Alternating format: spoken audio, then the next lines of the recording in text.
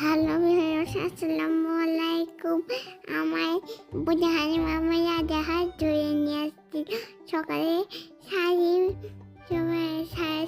রাজাহাঁস জবান করার সময় অনেক কান্না করেছিল। আমার ভাইয়া সাজিম প্রচণ্ড কান্না করেছিল। সারিম অনেক কান্না করছে অনেকক্ষণ। তারপরে আমার বোঝান মামাকে অনেক মারছে সাজিম। আমার ভাইয়া অনেক মারছে। তারপরে রাজাহাঁসটা রান্না করেছিল, রাজাহাঁসটা পুড়াইছিল, তারপরে এখন পুড়াচ্ছে।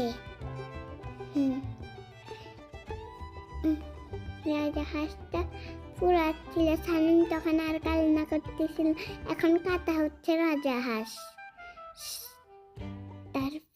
এখন কাটতেছে। তারপরে মাটির চুলাইতে রান্না করা হচ্ছে। মাটির চুলা রান্না অনেক ভালো, রান্না অনেক সুন্দর। তারপরে আজকে শীতের দিনে এটাই খাবো। তারপরে এটা রান্না হচ্ছে, এই যে তারপরে এটা আমরা ভাতের সাথে খাচ্ছি।